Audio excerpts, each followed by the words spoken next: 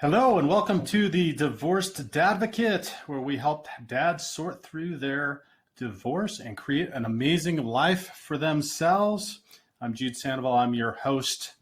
I appreciate you being here today. I do want to apologize right off the bat if any of you were looking for that meetup meeting this morning. I had announced on the show last week.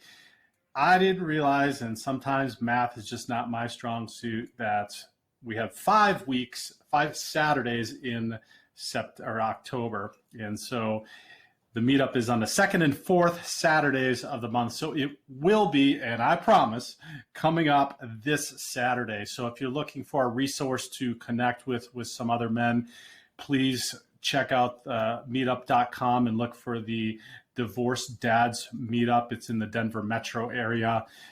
Meetup, but we meet online. So we've had men from all across the country tuning in. Get on early though, because we've been having a good turnout. And if we have too many folks, I'll have to limit it, just because we want to be able to share effectively with each other and allow anybody that needs the time to talk. But again, it's a really fantastic free resource to connect with men, kind of learn what others are going through and share with what you're going through as well.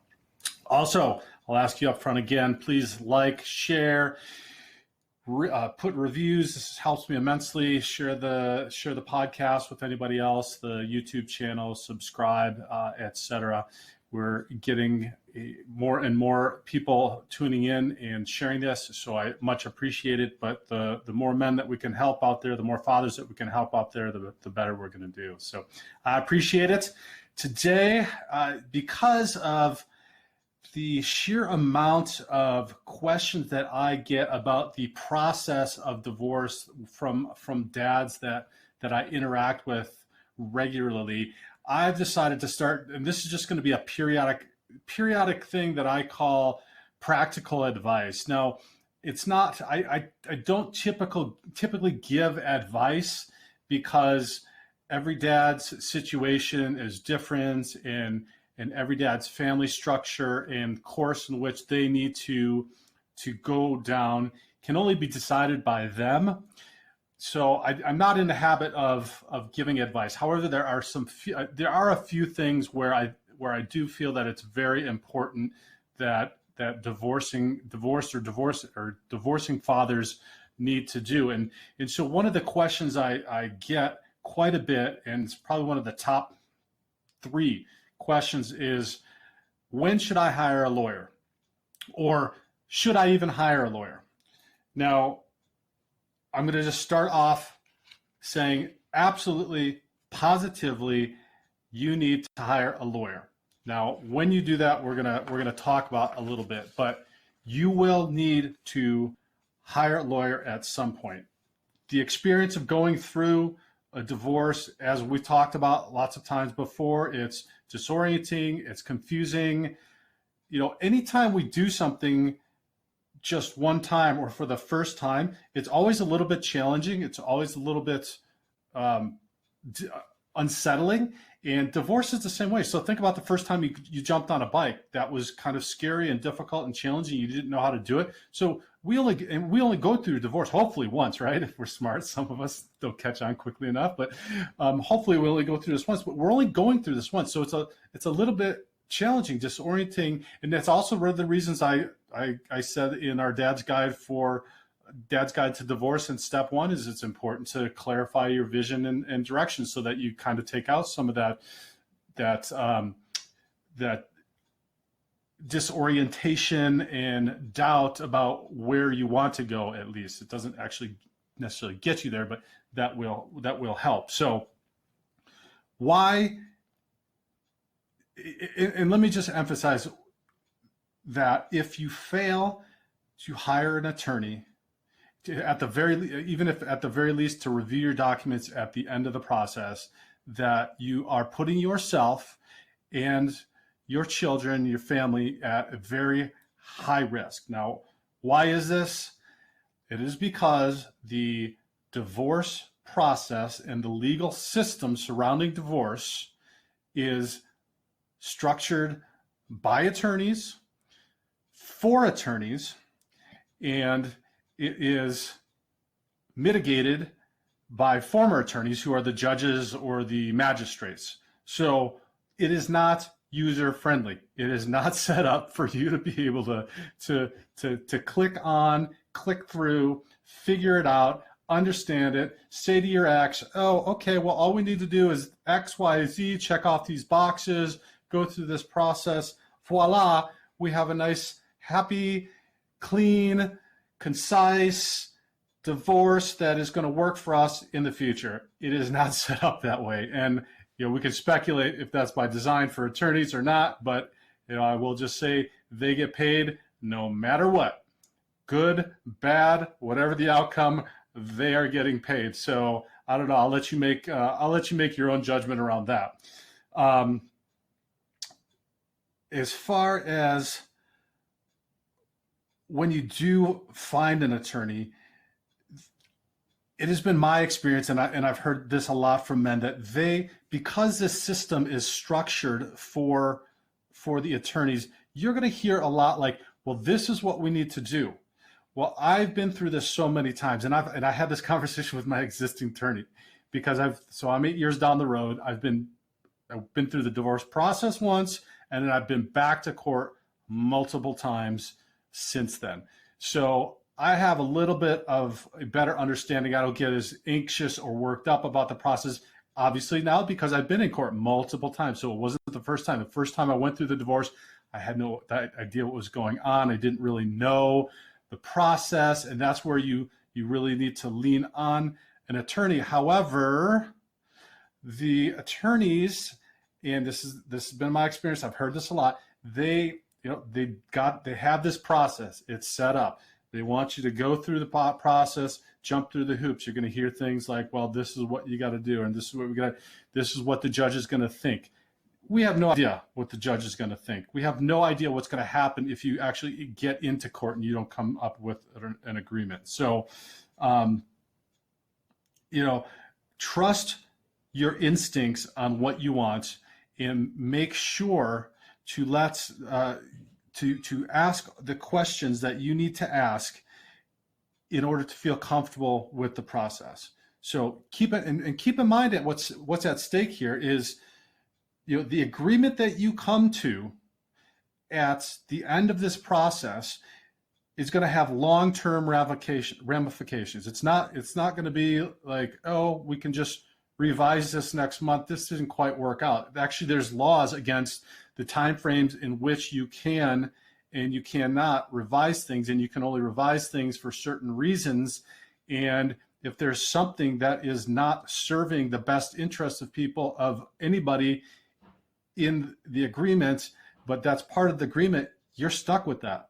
So there's oftentimes where you cannot go back. So that is the critical reason why, even if you have the best relationship with your future ex and you guys are working this all out fabulously, you have the best interests of the children in mind, you have created an idea of what you want to do going forward and co-parenting and everything, there are so many legal ramifications in this that absolutely positively have an attorney from both sides look at your final agreement before you submit it to the court. It's absolutely crucial because there are so many different things that potentially you have not thought about, even with your best intentions.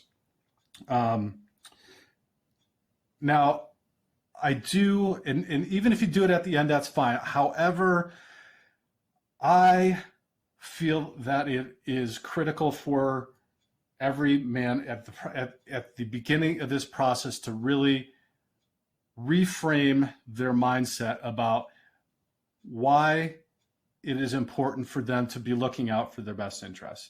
And this isn't a selfish thing. This doesn't put you ahead of your children. Actually, it does the opposite. If you're looking out for what is going to be in your best interest going forward, this is going to allow you to create the life and the environment going forward that is beneficial to you being a great parent to your children. So I hear a lot of times men that, I don't want to get into this fight and I don't want to fight it. And I'll tell you what, I was exactly the same way.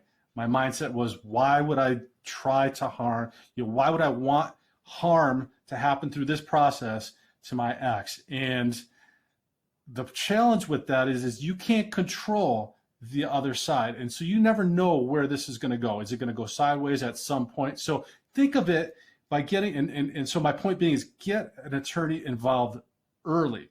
The point being, even if you never use them, even if you don't have to until the end, it's an insurance policy for you that you are able to have somebody there that can back you up to help you through this process, because you never know if this goes sideways. If it does go sideways, everything that you have done, conversations you had, emails you've had, you have no idea what's happening on the other side of this process with your ex, right? It's an emotional time. You can only control yourself. You have no idea. You're not involved anymore. You're not together, most likely on a daily basis. You have no idea.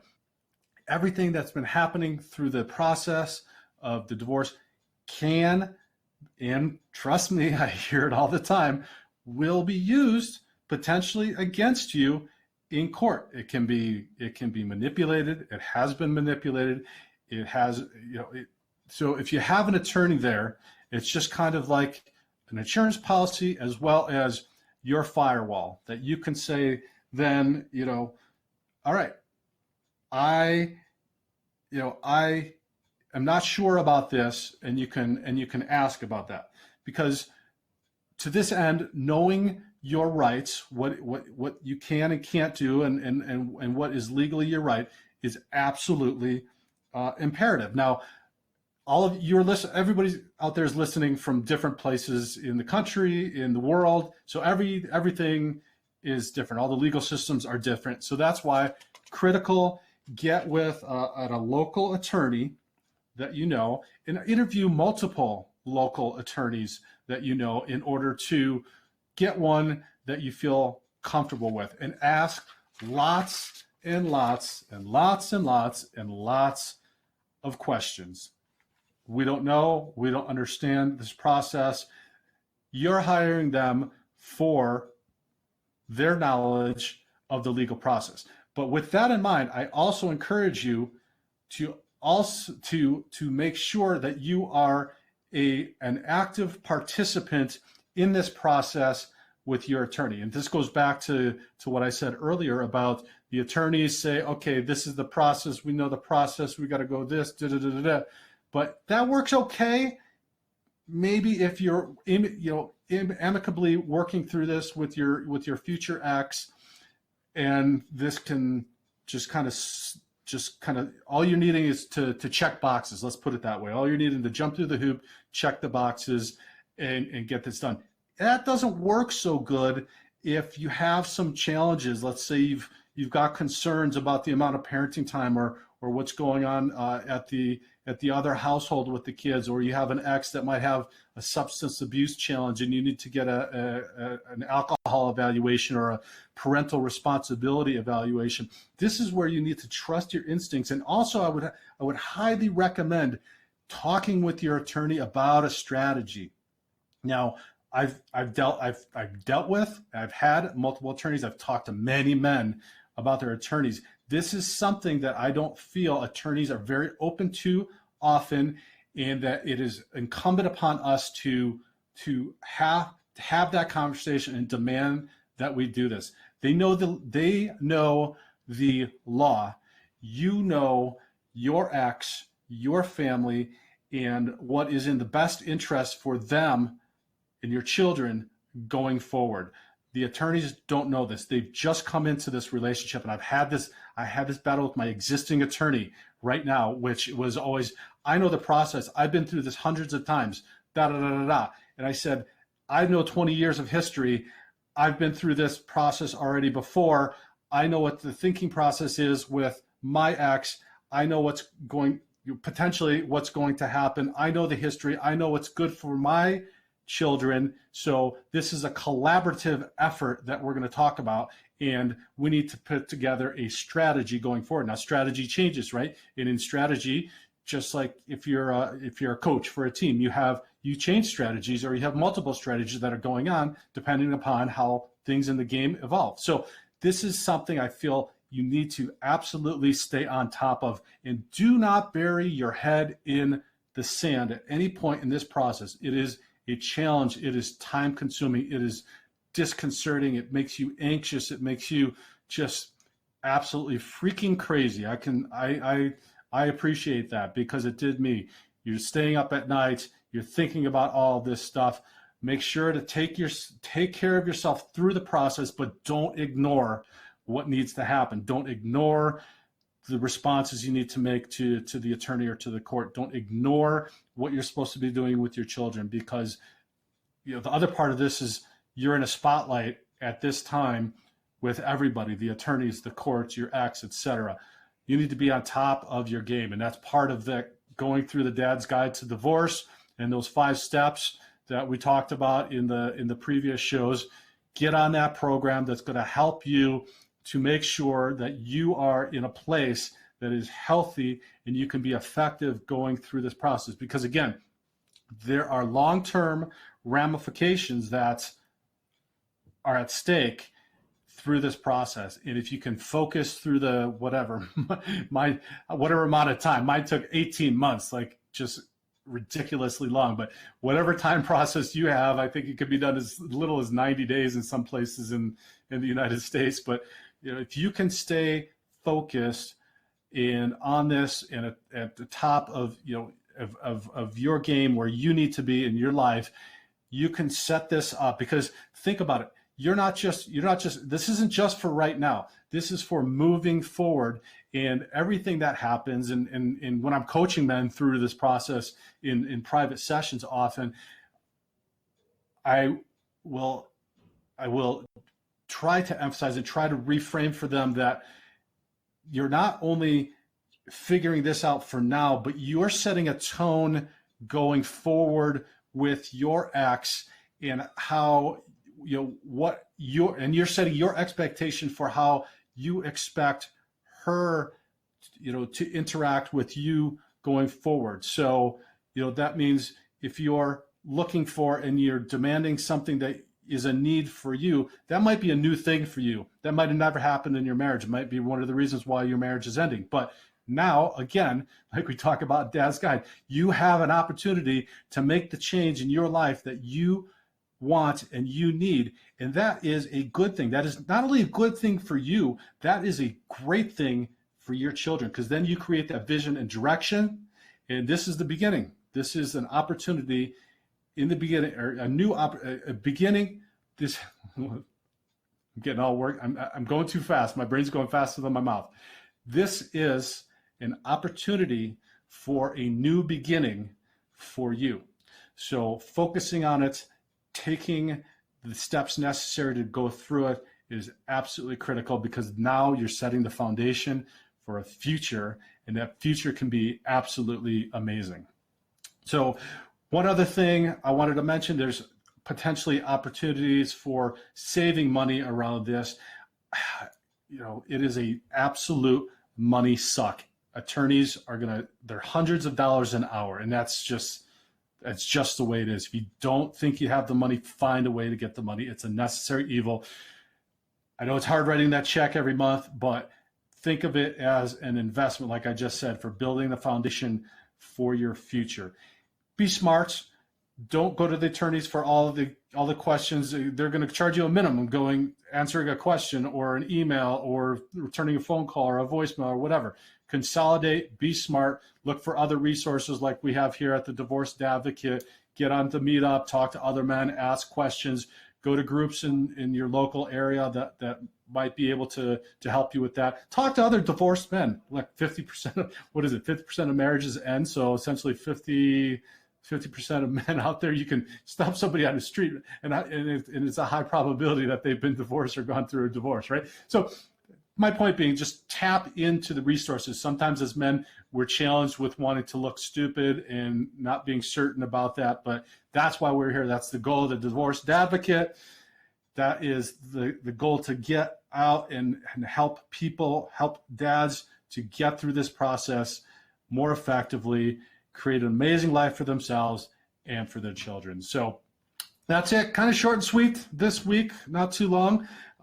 this practical advice session. We're going to do some as they come up. See, pretty much what I'll do is I'll see if I feel that there's something I'm hearing in the meetups and private sessions, et cetera, that is a theme. And then if there's something that I feel is practical advice, we'll talk about it. But if you have something also, shoot me an email, make a comment below. If you're on YouTube, if you're listening on any of the podcasts, go to thedivorcedadvocate.com. There's a contact page there. Feel free to shoot me an email. Also, 30-minute free sessions once a quarter. If you just got something going on, you need to talk to somebody. You don't want to talk to somebody on the street, like I told you, that's potentially been divorced. Just pop on there. You'll sync right into my calendar. We'll spend 30 minutes talking about whatever it is that you've got going on and see what we can do to help. So again, thanks for listening. I appreciate it, and take care.